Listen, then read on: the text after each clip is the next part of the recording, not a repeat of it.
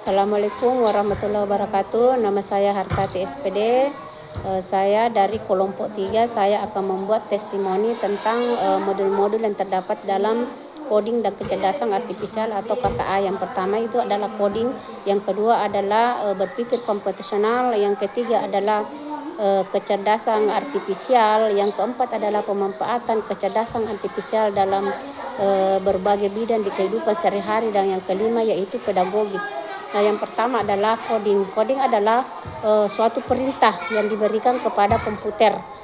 Dan coding ini terdiri atas dua. Yang pertama adalah flag dan yang kedua adalah unflag.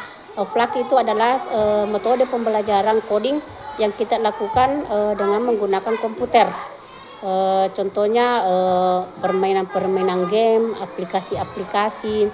Yang kedua adalah permainan unplug. Permainan unplug ini yaitu suatu metode pembelajaran yang dilakukan dengan aktivitas fisik, contohnya dengan permainan, dengan teka-teki. Yang kedua adalah kecerdasan berpikir komputasional. Berpikir komputasional yaitu cara berpikir menyelesaikan masalah dengan dengan cara-cara terstruktur.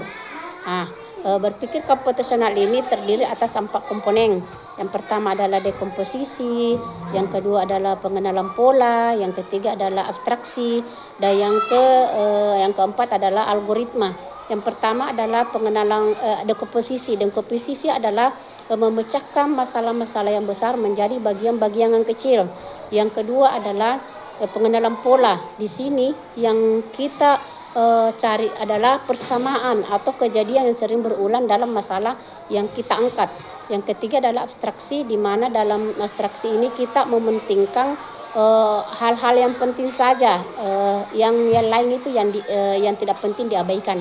Yang keempat adalah algoritma, artinya kita membuat sesuatu itu secara terstruktur atau secara tersusun dengan logis. Misalnya ada awal, ada akhir, dan ada tengah dan ada akhir. Tidak boleh terbalik akhir, awal, tengah. Jadi harus dari awal, tengah, dan akhir. Yang ketiga adalah kecerdasan artifisial. Kecerdasan artifisial adalah di mana suatu komputer itu dia berpikir seperti manusia. Kecerdasan artifisial ini terdiri atas dua, yaitu mesin cerdas dan mesin non cerdas. Mesin cerdas contohnya seperti robot pembersih lantai di rumah. Contohnya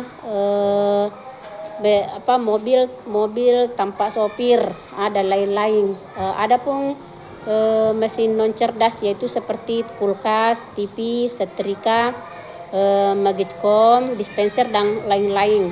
Dan yang keempat adalah pemanfaatan kecerdasan artifisial dalam berbagai bidang kehidupan. Yang pertama itu di bidang pendidikan, ada Canva, ada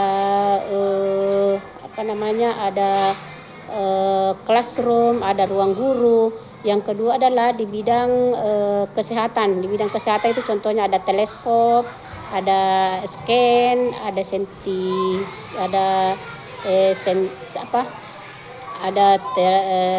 stetoskop, dan lain-lain. Di bidang keamanan itu ada CCTV, ada pengenalan wajah, dan di bidang transportasi contohnya ada